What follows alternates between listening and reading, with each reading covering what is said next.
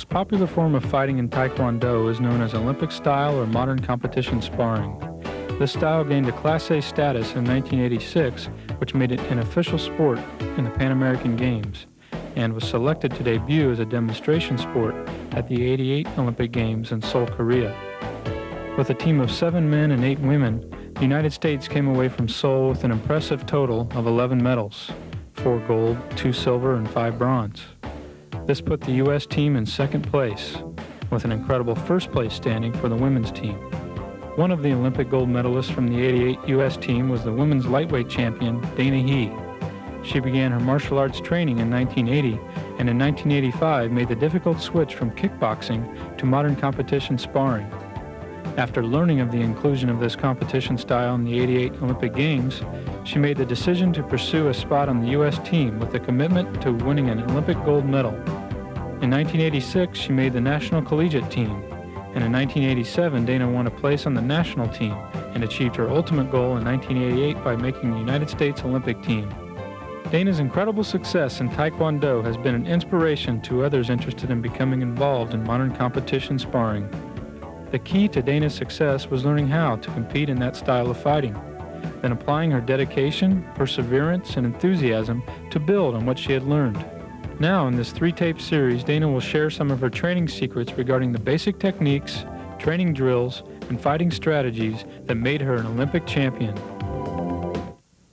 When you're first getting involved in modern competition sparring, you need to be able to learn how to play the game if you want to win. This tape is about fighting strategies for modern competition sparring, and it's designed to show you some of the basic sparring strategies that are being used universally by the Taekwondo fighters in the nation and internationally. Many of these strategies involve playing with the opponent mentally and physically. It also involves playing with the ring itself and playing with the judges, the corner judges and the head judge. When you're in a competition ring, you're not just in there with your opponent. You have 4 corner judges, you have a center referee, and you have a table of jurors. It's those people who are deciding whether you win or lose. So it's important to realize that and to play to the judges just as much as you're playing to your opponent. What that means is you need to be respectful to the jurors and to the judges. That means bowing. It does not mean mouthing off when you get frustrated or angry. Perhaps you lose the match. If one time, maybe if you lose and you get angry, you throw your helmet to the ground, you storm off, or you exchange bad words, the next time you're in the ring, those judges are probably going to remember that bad attitude, and they might not be so willing to give you your points that you deserve. Now, the main thing when you're within the competition ring is you need to be able to control the ring, and you need to be able to show the judges that you are in control and you are the better fighter. One of the ways you can do that is to, when you first begin and you bow, is to establish superiority right from the beginning. That could mean perhaps starting right off the bat, as soon as they say go, you try to drive your opponent out of the ring or to score a point. Or more realistically, you could take your time, perhaps move around the ring a little bit, but your first attacking drive should either be scoring a point or moving the person completely out of the ring. It grabs the judge's attention and they start focusing on you. When judges or even the spectators are watching a fight, it's very difficult to concentrate on both players at the same time equally. So what happens is you tend on watching one fighter or the other. If you can grab the attention of the judges, they'll be watching you throughout that fight. And if there's an exchange of techniques, it's your point that they're going to be scoring, not the other person's. Because they're scoring what they see, they're watching you, they're seeing your point, and perhaps they're not seeing that opponent's point. So it's really smart when you're in the ring, play to the judges, and be aware of how that works. Again, dominance in the ring, controlling the ring, is involved with showing superiority. That could mean being aggressive.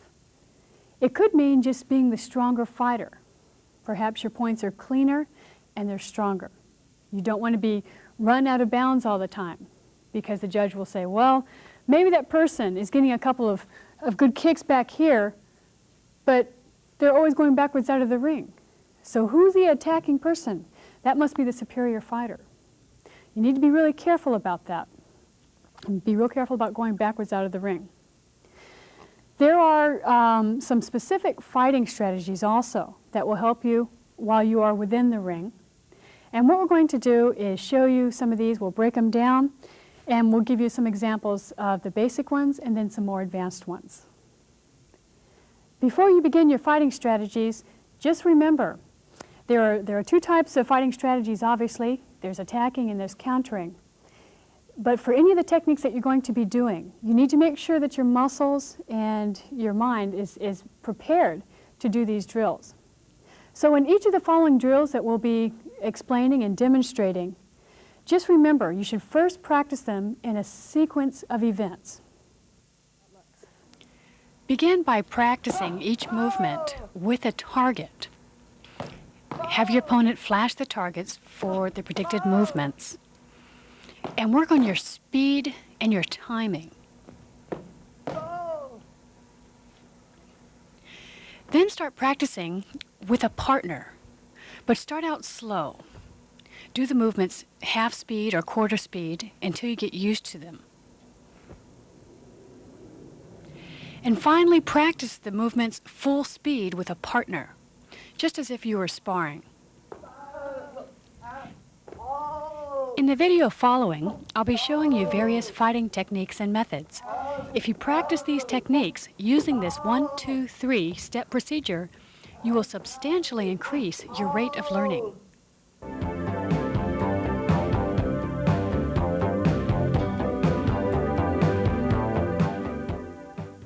We're going to start off with some of the counter fighting strategies. And in countering, you can break it into several different compartments or divisions. In this case, we'll start off with what I call offensive countering. When you're sparring with someone, regardless of what kick they throw or when they throw it, I'm going to throw a kick at the exact same time that they initiate. So from here, if he was throwing a back leg round kick, I might throw a back leg round kick exact same time. Again, if he's throwing a back leg round kick, I might throw a front kick exact same time. Again, I could throw a back kick the exact same time. Now the key to this is that you're trying to either disrupt your opponent or hopefully actually score a point with it. An offensive counter is a great way to disrupt your opponent's flow, particularly that energy flow. Because if you disrupt a couple of their attacks, they're not going to be so confident to attack again with that same kick. So what happens with an offensive counter, though, is you need to be very careful that whatever kick you do, you extend and commit with it 100%. If I'm doing a side kick, it's not like I'm doing a side kick as a counter. You have to imagine that you're doing an offensive side kick and you are actually extending and pushing all the way through with it. If you do an offensive counter in such a manner, 9 times out of 10, you're never going to have a problem at getting hit. Just remember to extend and commit with it. Okay, for example, again, with Boris and Andrew, we can have a demonstration of these type of kicks in slow motion. Now you see here, Andrew's trying to throw that back leg round kick, but Boris immediately steps in with a straight in kick. Okay, and a little bit faster, timing. And one more time. Okay, again, Andrew's trying to come in with that roundhouse kick, but he can't even get any distance at all to kick because of the extension of Boris's straight in kick. And actually, even if, for some reason, if Andrew actually made contact, he's the one that ultimately ends up going backwards, so the judges are going to give priority to that straight-in kick. There is a problem, however, with this if you're trying to work with someone who has shorter legs or longer legs than yourself. So in this case, let's try, Boris will have Ujun come inside. and work with Andrew. Okay, now here we have a height difference. So when you're trying to do a straight in kick, an offensive counter in this situation, you have to change it a little bit in order to make it work. And it's very difficult in actuality to do. In this case, if Woo-Jun is trying to counter Andrew's kick, he's going to have to slide in a long ways in order to beat Andrew to the punch. In this case, kick. So again, we're going to have Andrew do the round kick, and Woo-Jun is going to try to do the offensive counter. Again. One more time.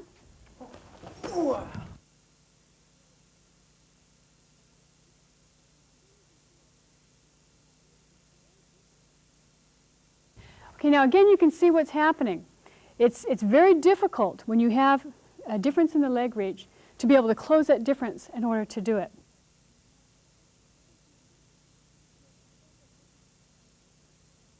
However, regardless of height differences, offensive counters are very effective.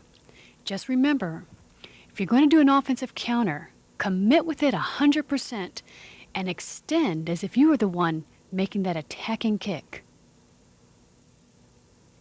Following are going to be some more examples of these offensive counters, and just watch the defending player as he initiates that attacking kick.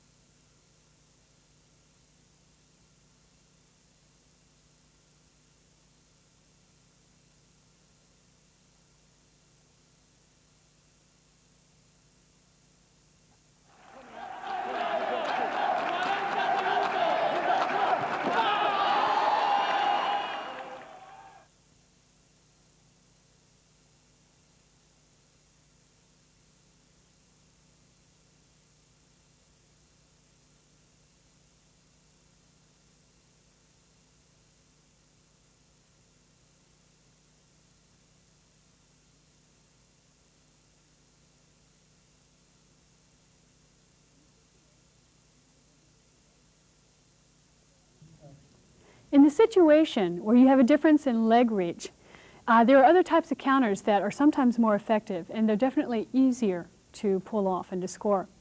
In this situation, we'll show you what is called the setup counters.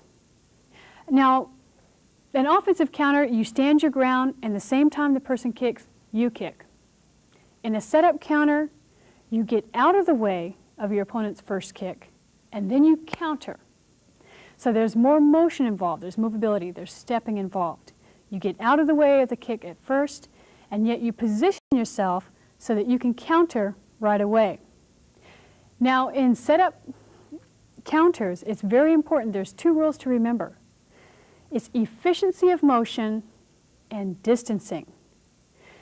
Efficiency of motion in that you don't want to have any extraneous movements or extra stepping because you don't want to have too much time lapse between your opponent's kick and your counter. And of course, distancing, because regardless of how your opponent kicks, as you get out of the way, you need to be able to place yourself in the exact range that you can counter and score upon them. I'll show you what I mean. In a setup counter in this situation, let's take that exact same round kick that we were doing before. Now, if Boris were going to throw that back leg round kick, you saw it was very difficult for Woo-Jun to do an offensive counter. So in this case, Woo-Jun will take a slide or a step away from the opponent and then counter. In this case, a round kick, attack, and a spin kick counter. Okay, again, what Ujun does is he comes completely off of this line, the attacking line. He puts himself to the side of that line, out of harm's way, and yet he's within perfect kicking distance or hitting distance of his opponent. Again. And one more time. Okay. Now, the importance of this drill is just to show you how you can move, what a setup counter is. And we show you some more specific setup counters that you can use. Now in your setup counters, again, when you're working with someone where there's a different leg reach, you need to be a little bit more creative in your footwork. We'll show you another example of creative footwork as far as countering. Oh!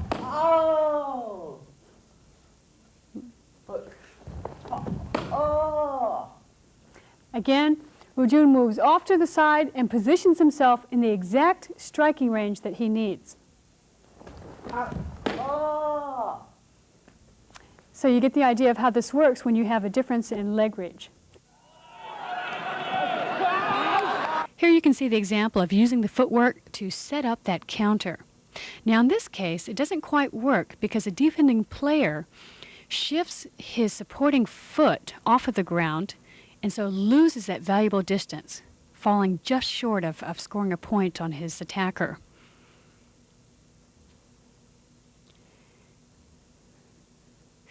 Here is a well-timed setup counter where the opponent slips back just a little bit and then does that jump turn back kick to score a devastating point.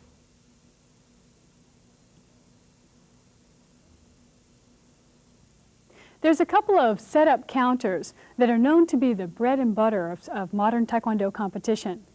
And I'll show you these counters, and in just about any competition with just about any opponent, you would be able to score with these exact same counters. For example, if you have your two opponents and they're in an open stance to each other, the most common kick is a back leg roundhouse kick. So if we take that back leg roundhouse kick, and as the person kicks, you step back to avoid the kick, you're set up to score on your opponent. Let's do this in slow motion. As Andrew goes to kick, John steps back and then counters immediately. Again. And let's see how it works just a little bit faster. Okay.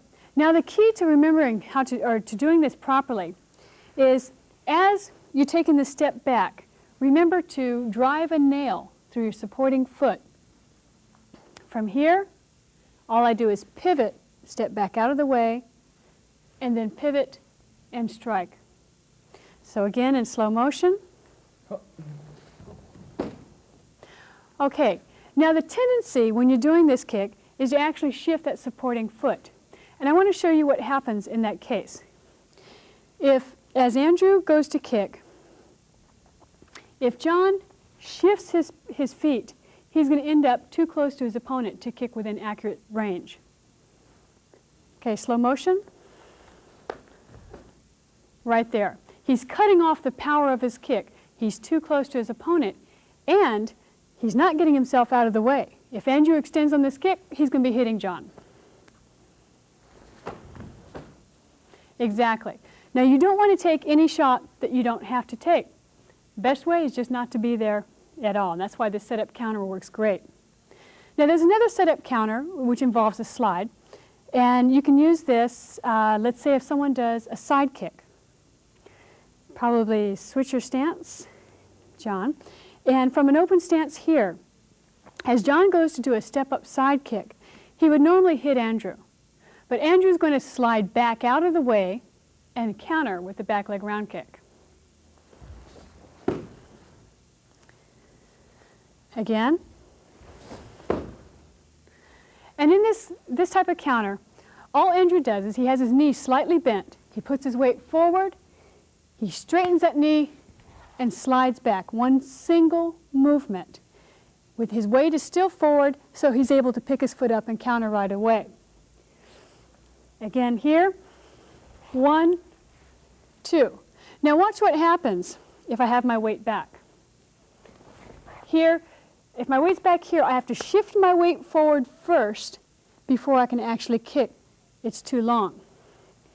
And again here, I don't want to step first because again, it takes too much time. Here. Efficiency of motion is the key, and you're going to get that timing, you're going to be able to get that point. Let's watch it one more time. Go. Again. Go. Great. So you get the idea. Make sure that whatever distance you use to get out of the way of the kick, you actually put yourself at a distance within kicking range. Just one more tip. If I were to go straight backwards with this to avoid the side kick, I may or may not be in position to kick him. In this case, I'm too close. So moving at an angle slightly away from the opponent is definitely a better way to go, particularly if you're actually shorter than your opponent. If you move out of range on an angle, you'll always be able to counter your opponent. Another of the setup counters you can do against the side kick, this is especially good again if you have that difference in leg reach, is this technique. Now, if Boris were to do a step-up side kick or an extension side kick, Ujun could slide out of the way and get close enough and counter with an axe kick. Watch how this works. Okay, again, a little bit slower. Okay, for example, again, as Boris does the side kick, all I do is push off of my front leg, slide inside, and yet I maintain my distance close enough so that I can come across his face with that axe kick, inside axe kick. So again here. Now the main thing to watch is, as he does the step-up side kick, I don't want to move backwards at this angle. I actually want to move more inside. Okay, again here, here, and then axe kick. Here. Okay, one more time.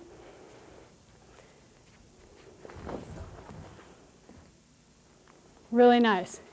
So this is another, again, of the setup moves that you can do to be able to get out of the way of your opponent's kick and yet score a point on them.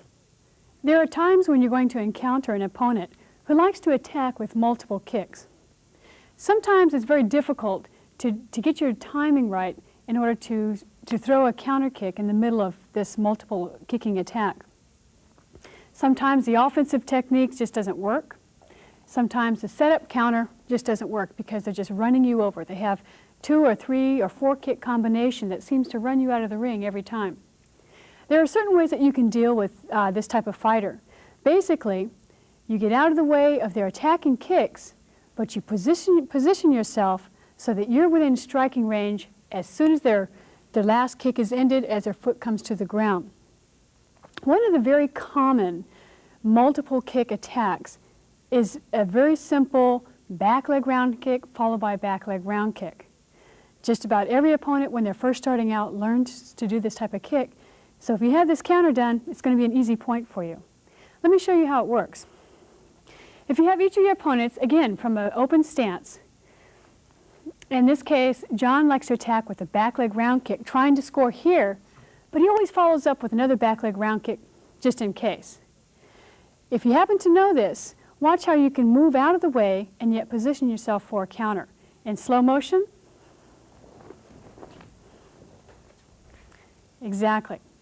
Now from here, as he goes to do the first back leg round kick, step back out of the way, clearing it completely. As he does the second, slide back out of the way, and here I am within perfect kicking distance for a back kick. Again. And one more time. Now it takes a little bit more dexterity of movement, and that's why you practice training drills and you practice this over and over again in order to be able to get down the efficiency of the footwork. But there's also simpler versions of this if you need to make it, or if you'd like to make it a little bit easier. Instead of sliding back, you can always just back kick. For example, as he throws the back leg round kick, David will take one step back and counter immediately with that back kick.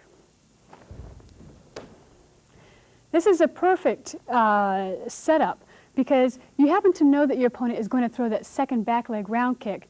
So he's basically going to be walking into that back kick. Exactly. One more time, a little bit slower. Okay.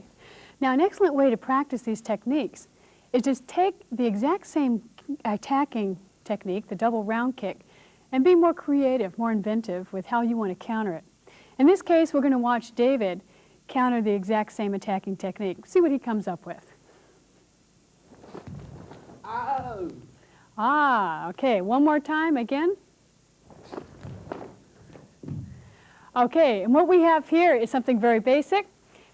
As John does the back leg round kick, slide out of the way, switch stance, and as he's throwing this round kick, the spin kick is immediately on its way. Beautiful timing on the technique. Again. And one more time.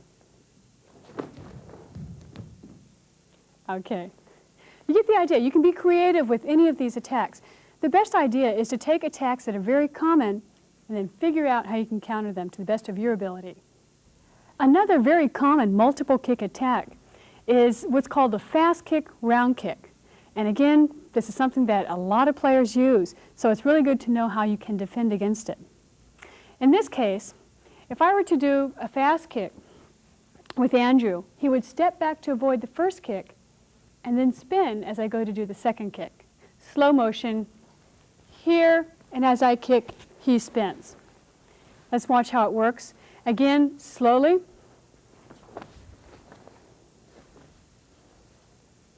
And again. And one more time. You can see he gets out of the way of the first kick by just putting himself out of that distance and immediately spins for the counter. Startle.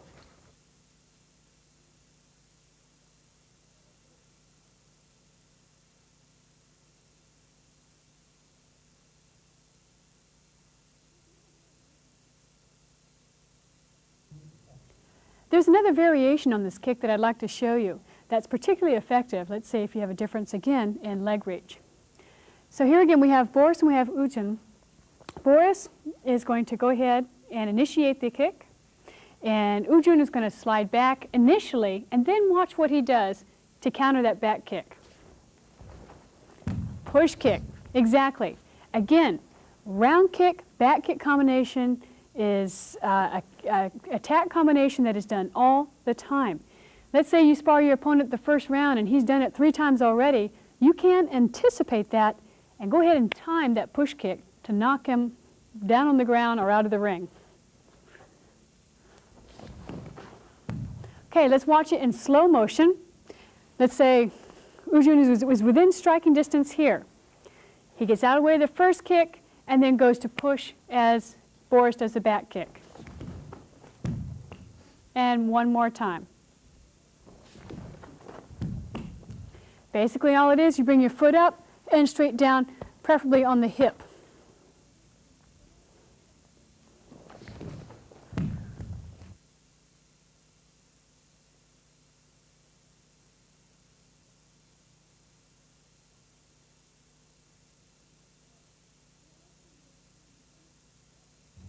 Okay, great. It'll work for you every time, and again, it disrupts the flow of your opponent's attack, and 9 times out of 10, they won't do that attack again. You destroy their game, and you're going to be the champion. One of my favorite parts of the fighting strategy is what I call trapping, and that's when you draw your opponent out so that you can score a point. I'll show you what I mean. Let's say that I'm with my opponent here, and we're in an open stance from each other. And I know that whatever I do, my opponent always likes to throw that back leg round kick. Doesn't matter what, he's always throwing it here. I can draw it out, but I can have a specific counterattack planned for it. I could fake forward into his range of motion, knowing that as soon as he throws that kick, I'm already countering with a specific counter. Let's see how it works. Again, in slow motion, from an open stance. And again. And one more time. All he's doing is Boris is putting himself within range of John's round kick, but he's already planning on that back kick attack. Now the great thing about this is this. Watch. From an open stance, let's say that I put myself within range of my opponent, but he's hesitant and he doesn't throw anything. I can automatically go ahead and throw an attacking kick. So here, one really fast attack. Just keep in mind though, if my opponent has a really good back kick on that side, you need to be very careful about doing that type of thing, because it might end up here where I slide forward, and as I round kick, he backs kicks. Just be aware of what your opponent's attributes are, what their favorite kicks are. If you know they don't have a back kick on that side, go ahead, come within their range. If they don't attack, you attack. But if they do, again, watch how this works.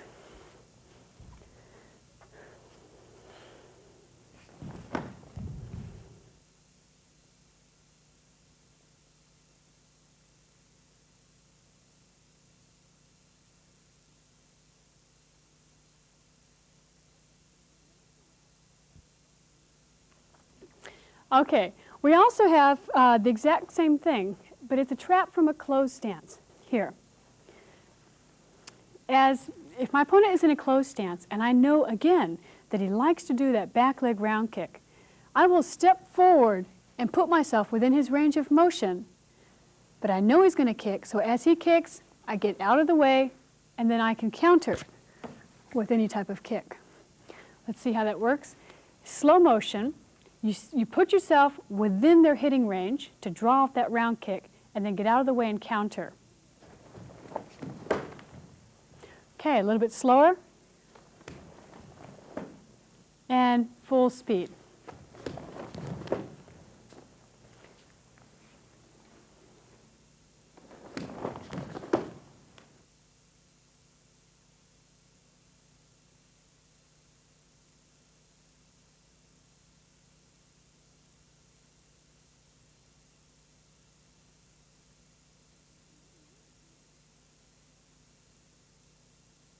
There's been many times when I've been sparring in a ring with an opponent that they simply do a certain pattern of motion that I figure out later that I can actually perform a trap on them. What I mean by this is, let's say that I'm sparring Ujun here, and we're in an open stance. Let's say that every time I attack, no matter what it is, no matter what I do, all he does is he switches his stance and then gets out of the way. Maybe he circles or sidesteps or something. But he never counters. He doesn't like to counter. He's not sure of his counter. So he just kind of steps out of the way and just keeps out of distance. So what I can do against a person like that is maybe the first few times, let him escape, let him get out of the way, and then I can plan a trap for him. Now this is an aggressive trap, and watch how this point can be scored.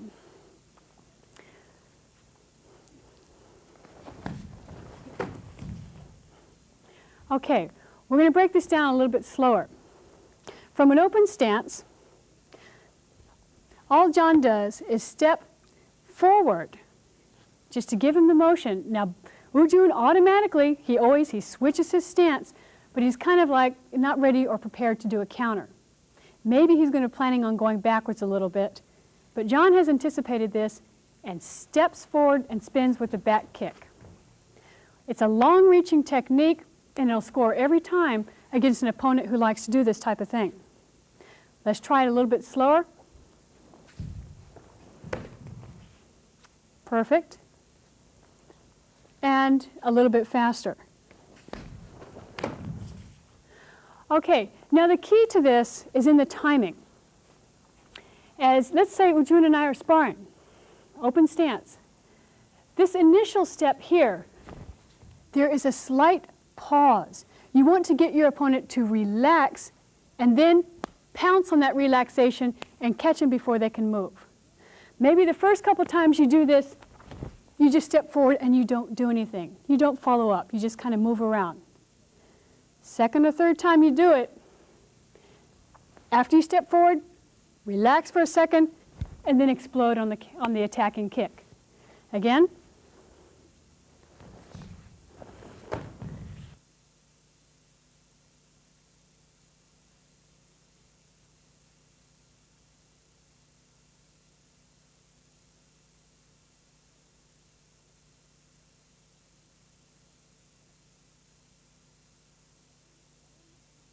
Great.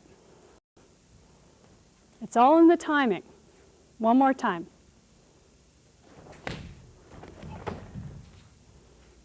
You get the idea of how you can attack with your opponent and exactly how to trap. And it's these trapping techniques which are going to definitely work to your advantage. Let's say you're in the third round and you're behind 1 point.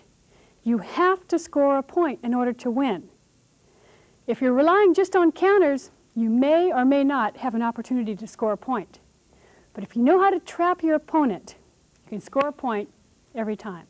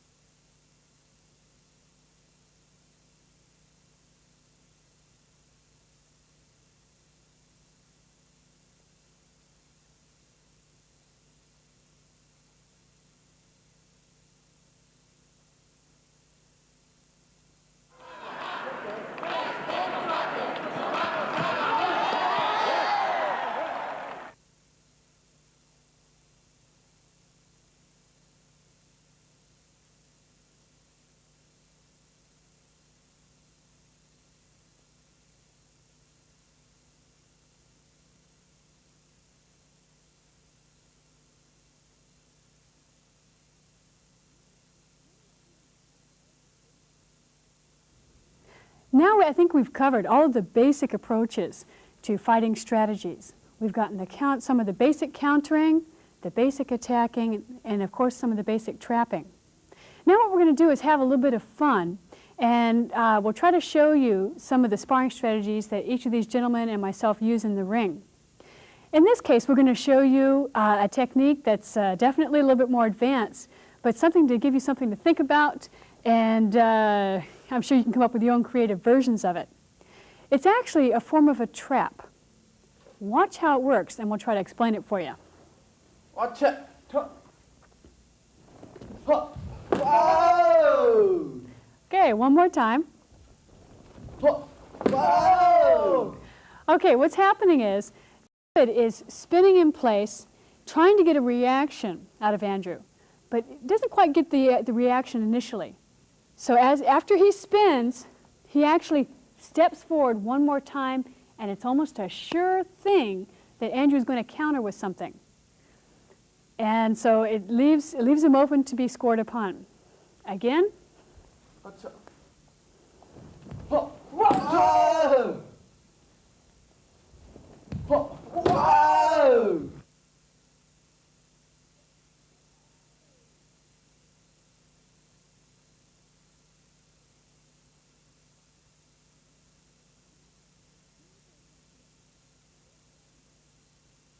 Beautiful technique.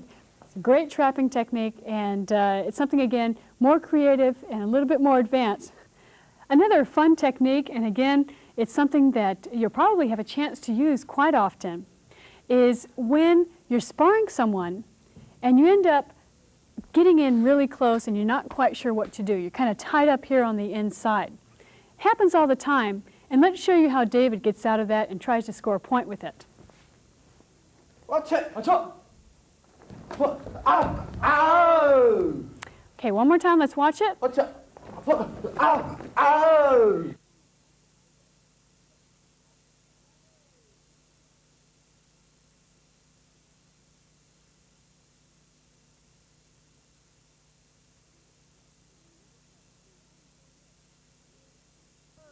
you notice that the key element here is, even though Andrew is closing the distance, David actually has his hand out. He's actually balancing himself against Andrew here to keep that distance so that he has enough distance to kick. Now, true that there is no pushing or grabbing allowed in our style of competition, but a lot of times when it happens this close within range, it's never being called, and it's enough to set yourself up for that counter kick. One more time. Ow!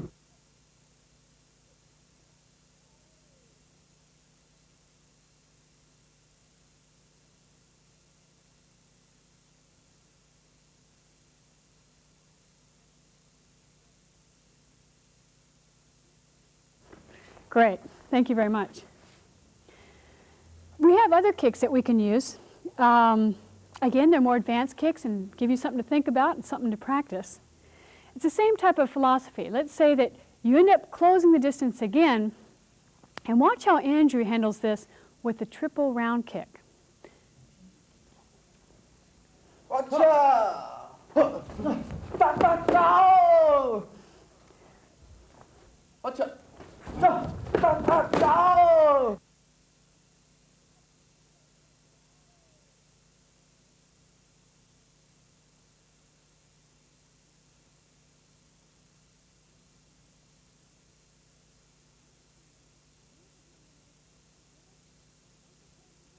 Beautiful combination. Again, once they close the distance, instead of just stopping and letting it rest at that, Andrew goes and does that triple kick. Beautiful combination, and it knocks David off balance enough, and a lot of times it'll score a point for you. Sometimes you can do a single kick, sometimes you can do a double kick. You may or may not score a point. Usually if you do 3 kicks, you might get one of the 3. Here's a demonstration of a creative attack that's really fun to do.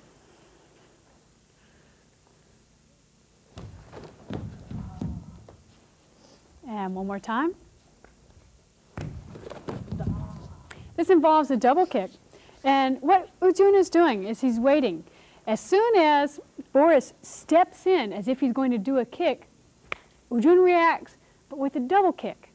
Now you notice that they're in a closed stance from here. And ultimately, the best side to score on is this open side. Here it's a clean scoring area and also to the face. It's much easier to block kicks to the closed side back here. It's much easier to block them or not even to score a point. But coming to the open side is almost always a sure thing. What Ujun is doing is he's coming forward here with one kick and then switching directions and coming up with the other one. So it's very confusing and will almost always score.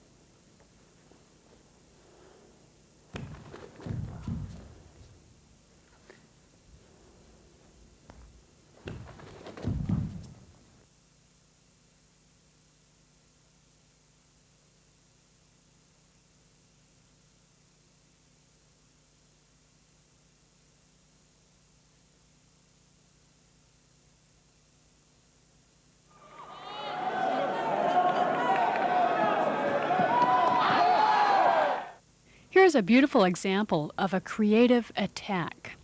Watch the different ways that this person moves and fakes out his opponent before trying to score that final point.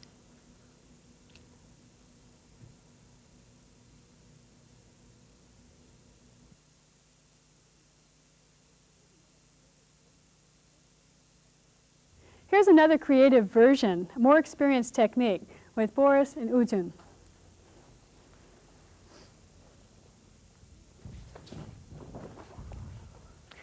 Beautiful. One more time. Okay, this is really interesting because what's happening is we're breaking up the timing and we're also putting ourselves in a closed distance, a closed position from the opponent. So he would never expect, particularly a second kick coming to the head. Again, in slow motion, breaking it down, he steps forward and fakes. He doesn't get a reaction out of his opponent, so he goes ahead, Starts low and then comes up high over the top, a sure hit almost every time. Again.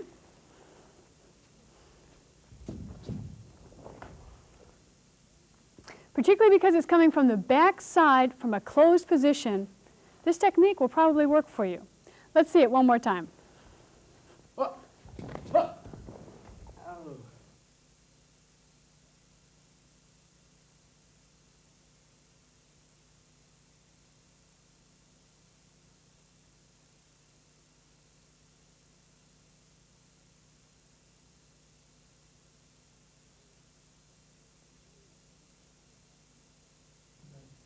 To show you exactly how Boris is doing this technique, we'll try it from a different angle.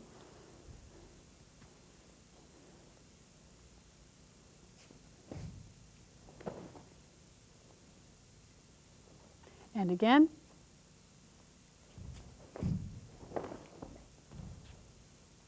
And one more time, full speed.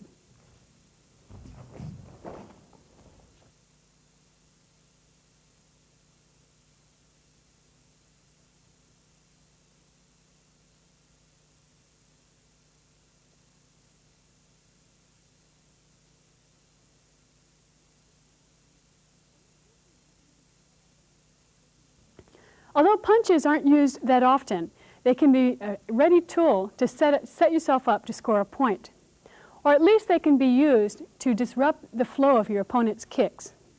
Let's watch a very simple punch that will disrupt the flow of your opponent's kick. In this case, it's from an open stance when your opponent likes to throw a back leg round kick.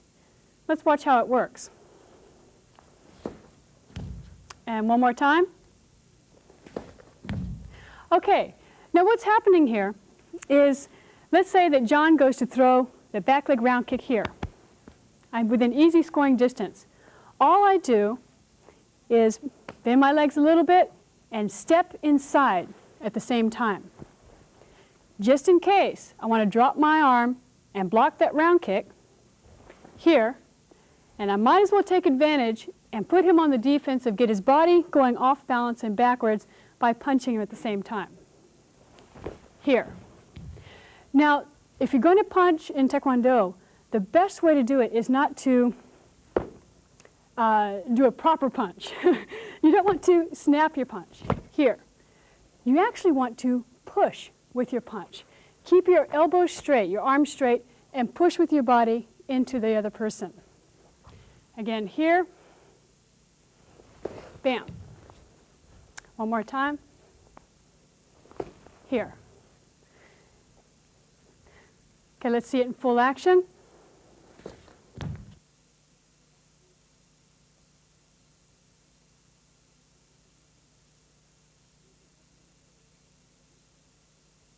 Here's another variation on punching your opponent, and this is by doing it by closing the stance. One more time. And let's watch that in slow motion. The same basic concept, but here you're stepping forward, blocking, and punching with the reverse hand.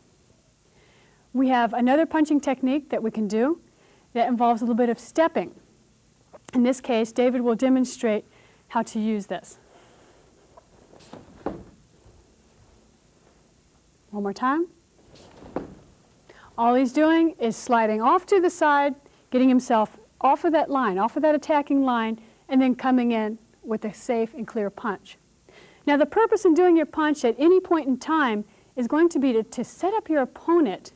Well, number one, it's good to disrupt your opponent, knock their energy off center, so to speak, because if they're in the middle of an attack and you stop that attack, 9 times out of 10 they won't do that attack again. But number two, the punch is used to set up a scoring kick. Let's say I punch him here, I get him going off balance, bam, I'm able to hit him with that next technique. That's the whole idea, to get their body off balance and follow up with another kick so you can score a point. This tape has been designed to show you some of the modern fighting strategies that will help you win in the ring. Just remember, when you're in that ring, you're not there by yourself. It's the judges, that are going to decide who's the winner and who's the loser. So you have to be careful about playing to the judges just as much as playing to your opponent. Remember that you need to establish that you are the superior fighter in some manner, whether it be by being the aggressor initially or at the very end of the fight, or perhaps by just outscoring your opponent or having stronger blows when you're scoring your points. You also need to remember you have your offensive strategies and you have your defensive strategies. And you need to be able to make it work for you by mixing the two together. The best way when you're in the competition ring is to be unpredictable. Let's say maybe the first round you start out as being the aggressor, the attacker. And then maybe towards the end of that first round you relax yourself. And as the other person thinks, oh, well, now he's relaxed, now I can score a point, then maybe you can catch them with a defensive kick. By the same token, if let's say the next round you play the defensive fighter, you'll probably catch your opponent off guard if you all of a sudden initiate an attacking technique. But regardless of whether it's offensive or defensive, just remember, be unpredictable. And learn from these strategies that we've shown you here. Take some common attacks that you see just about everyone doing and figure out a way to counter it. One of the best ways to do this is by going to one of the tournaments and videotaping it. You'll see just about every opponent doing certain attacks and certain counters. You can take that video back home, put it on slow motion, and figure out how you could defend yourself against that or how maybe you could attack that person. So one of the best ways to learn is from the videotapes and from experience. When you go into the competition ring, try to have your friends videotape your performance, then take it back home again, analyze it, and figure out what you can do better the next time. And it's like I've said before, just about all of us in the martial arts have learned the basic kicks to use in sparring. It's just a matter of how and when you use those kicks as to whether it's going to work for you in each individual sport. And the strategies that we've shown you here are used by beginners and champions alike, and has made them successful in the competition ring of modern Taekwondo.